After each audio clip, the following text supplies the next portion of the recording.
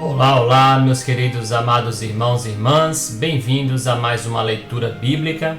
E a leitura de hoje é Filipenses, capítulo 2. Convido a você a fazer essa leitura e meditação junto comigo. Vamos lá? Filipenses, capítulo 2. Começando a partir do versículo 1. Se há, pois, alguma exortação em Cristo, alguma consolação de amor, alguma comunhão do Espírito, se há entranhados afetos e misericórdias, completai a minha alegria, de modo que penseis a mesma coisa, tenhais o mesmo amor, sejais unidos de alma, tendo o mesmo sentimento. Então a gente já pode, irmãos, marcar aqui o primeiro versículo que eu gostaria de destacar, versículo 2, né? Paulo mais uma vez preocupado com a união da igreja, né? Então ele diz, olha, pensem a mesma coisa, tenhais o mesmo amor, né? Sejais unidos de alma, tende o mesmo sentimento, né? Paulo já vem repetindo isso há várias cartas, né, que a gente tem lido, e ele continua preocupado com a união. Vejam como a união, irmãos, é importante na igreja, né? Então ele diz, tem o mesmo sentimento. Versículo 3, nada façais por partidarismo ou vanglória, mas por humildade, considerando cada um os outros superiores a si mesmo. Não tenha cada um em vista o que é propriamente seu, senão também cada qual o que é dos outros. Então também vou destacar esse versículo 3, eu gostei desse versículo 3, quando ele diz, olha, por humildade, né? Mantenham-se sempre humildes, né? A humildade ajuda a gente a criar essa união, né? E ele diz aqui uma coisa importante, considerando cada um os outros superiores a si mesmo, né? Ou seja, se cada um achar o outro maior do que si mesmo, ser superior ao si mesmo, né? Se todo mundo fizer isso, possivelmente a gente não vai ter briga, não vai ter desunião dentro da igreja, não é verdade, irmãos? Então, mais um versículo aí para a gente meditar nesse Filipenses capítulo 2. Vamos continuar, versículo 5. Tende em vós o mesmo sentimento que houve também em Cristo Jesus, pois ele, subsistindo em forma de Deus, não julgou como usurpação o ser igual a Deus. Antes, a si mesmo se esvaziou, assumindo a forma de servo, tornando-se em semelhança de homens e reconhecido em figura humana.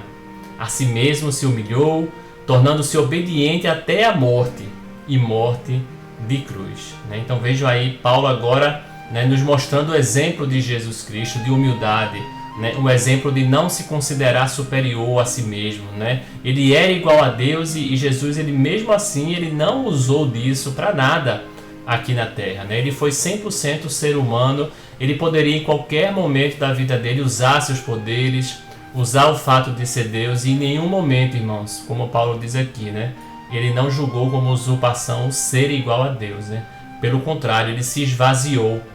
Então eu vou destacar aqui o versículo 7, que diz, olha, Cristo ele se esvaziou completamente, Às vezes a gente pensa que Jesus aqui, era muito fácil Jesus porque ele era Deus, mas não, Aqui a gente vê que ele se esvaziou completamente, assumindo a forma, veja aí que palavra importante, de servo, tornando-se em semelhança de homens. Precisamos, irmãos, seguir o exemplo de Jesus Cristo nesse sentido também, como Paulo queria que os filipenses seguissem, o exemplo de servo, o exemplo de humildade, o exemplo de colocar os outros acima de você mesmo, como Jesus fez, sabe? Então Paulo começa, esse capítulo 2 pedindo a união, pedindo a humildade, e agora ele dá o exemplo maior, que é o exemplo de Jesus Cristo, como Jesus foi humilhado, mesmo sendo Deus, foi o que sofreu mais humilhação.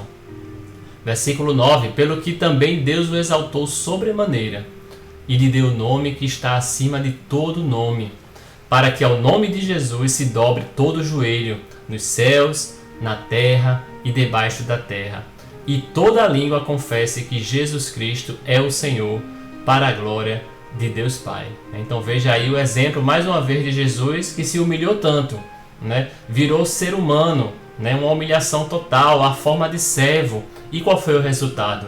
Deus o exaltou sobremaneira, ele deu o nome que está acima de todo nome, sabe, irmãos? E é isso que Deus quer fazer com a gente também, Deus quer que a gente se humilhe, Deus quer que a gente ajude o irmão, coloque o irmão acima de nós mesmos. Para quê? para que no final Ele exalte cada um de nós, né? Para que Ele glorifique cada um de nós naquele grande dia especial, né? Então, que a gente relembre sempre, irmãos, medite sempre nesse exemplo de Jesus, de humilhação, de servo, o que Ele fez e o que Ele virou, né? Como Deus retribuiu isso para Jesus, não é verdade?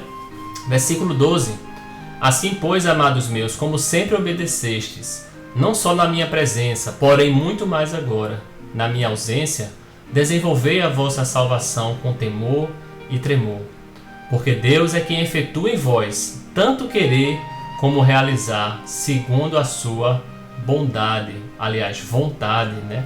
Então esse versículo também acho muito importante, irmãos, a gente destacar esse versículo aqui, porque ele diz, olha, é Deus quem efetua em vós, tanto querer como realizar, né? Às vezes quando a gente quer fazer alguma coisa boa, quando a gente quer fazer uma obra, às vezes a gente quer se vangloriar, dizendo, poxa, eu quero isso, veja que ideia boa eu tive, né? Eu quero fazer isso, sabe? E veja que até o querer é Deus que coloca em nós, né? Então a gente não tem mérito de nada, irmãos, tudo é Deus que tem nos usado para fazer a sua obra, então não temos mérito em nada, simplesmente fazemos, né? Então, olha, não se vanglorie quando você querer fazer alguma coisa, sabe? Porque, na verdade, tanto querer como realizar é Deus quem efetua, né? É Deus que vai realizar, é Deus que vai fazer. Versículo 14. Fazei tudo sem murmurações nem contendas, para que vos torneis irrepreensíveis e sinceros, filhos de Deus inculpáveis, no meio de uma geração pervertida e corrupta, na qual resplandeceis como luzeiros do mundo, preservando a palavra da vida, para que no dia de Cristo eu me glorie, de que não corri em vão, nem me esforcei inutilmente. Entretanto, mesmo que seja eu oferecido por libação sobre o sacrifício e serviço da vossa fé, alegro-me, e com todos vós me congratulo. Assim, vós também, pela mesma razão, alegrai-vos e congratulai-vos comigo. Então, Paulo aí também pedindo aos filipenses, né, que eles se tornem irrepreensíveis. Vou destacar também aqui esse versículo, né? Paulo preocupado que a gente precisa ser irrepreensível, irmãos. Eu e você como cristãos, assim como Paulo queria com os filipenses, que a gente seja realmente irrepreensível, né? O que é ser irrepreensível? Ele mesmo explica para a gente aqui, né? Que a gente seja inculpável no meio de uma geração pervertida. Então veja que naquela época já era uma geração pervertida, quanto mais agora, né, irmãos? Então ele diz, olha, que a gente seja filhos de Deus inculpáveis, ou seja, que as pessoas não achem culpa na gente, né? Que as pessoas não tenham motivo para nos acusar, né? Que elas olhem para a gente e não tenham nenhum motivo, né? E com isso a gente vai ser exemplo, com isso a gente vai ser essa luz e esse sal que Deus quer tanto que a gente seja, né, irmãos? Como cristãos nesse mundo que já era pervertido e hoje, né, infelizmente continua sendo.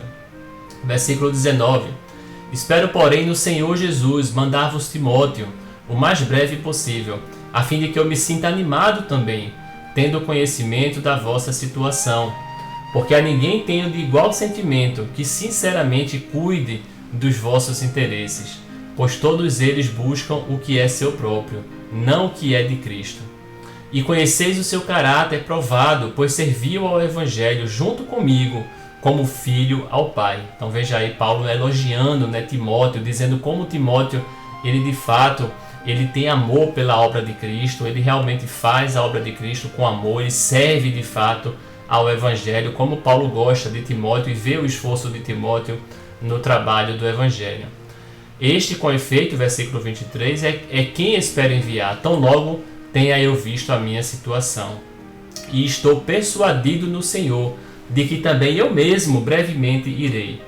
Julguei, todavia, necessário mandar-vos até vós Epafrodito, por um lado, meu irmão, cooperador e companheiro de lutas, e por outro, vosso mensageiro e vosso auxiliar nas minhas necessidades, visto que ele tinha saudade de todos vós, e estava angustiado, porque ouvistes que adoeceu. Então aí Paulo agora falando, né, de Epafrodito também, né, um amigo dele, uma pessoa que também trabalhou, né, cooperador e companheiro de lutas também, né, e ele está mandando aí Epafrodito, né, mais um exemplo aí de servo que Paulo está elogiando, né. E versículo 27, com efeito adoeceu mortalmente, Deus porém se compadeceu dele, e não somente dele, mas também de mim, para que eu não tivesse tristeza sobre tristeza. Veja que interessante, né, irmãos? Aqui a gente observa, se a gente lê com cuidado, ele diz que adoeceu mortalmente, né? E veja no versículo 26, quando ele diz: visto que ele tinha saudade de todos vós e estava angustiado, né, porque ouvistes que adoeceu, né? Parece que Epafrodito, né, ele serviu tanto ao evangelho, trabalhou tanto ao evangelho, que chegou até a adoecer, né? Adoeceu mortalmente, mas Deus se compadeceu dele, né? Tanto por ele quanto pelo próprio Paulo, né? Como ele diz aqui, ia ser muito triste para Paulo, né? Se Epafrodito, né? Morresse também. Por isso, versículo 28, tanto mais me apresso em mandá-lo, para que vendo-o novamente vos alegreis e eu tenha menos tristeza. Recebei-o, pois, no Senhor com toda alegria, e honrai sempre a homens como esse, visto que por causa da obra de Cristo chegou ele às portas da morte. Olha aí, tá vendo? Foi realmente por causa do serviço de Cristo que ele adoeceu, né? E quase morreu. Interessante, né, irmãos? E se dispôs a dar a própria vida para suprir a vossa carência de socorro para comigo, né? Então, o finalzinho aí de Filipenses capítulo 2, você vê aí Paulo, né, basicamente elogiando e recomendando tanto Timóteo, né, quanto Epafrodito, né, dois servos, né, dois exemplos de servos que realmente deram sua vida pelo serviço do evangelho, né? E Paulo tanto se orgulha, tanto se alegra desses dois irmãos, Epafrodito chegando até a adoecer, né, para cuidar de Paulo, para cuidar do evangelho, né? E aí Paulo ele fica muito feliz em poder mandá-lo, né? E sabe que os irmãos também lá em Filipos iriam ficar felizes em ver Epafrodito, né, irmãos? Então é isso, finalizamos mais uma leitura. Filipenses capítulo 2 está concluído. Espero que você tenha gostado, espero que você tenha também meditado junto comigo. Coloque lá também no grupo o seu comentário, né, o versículo que também lhe chamou a atenção, para que a gente possa ser edificado um ao outro. Certo, irmãos? Que Deus te abençoe. Até a nossa próxima leitura bíblica. Amém?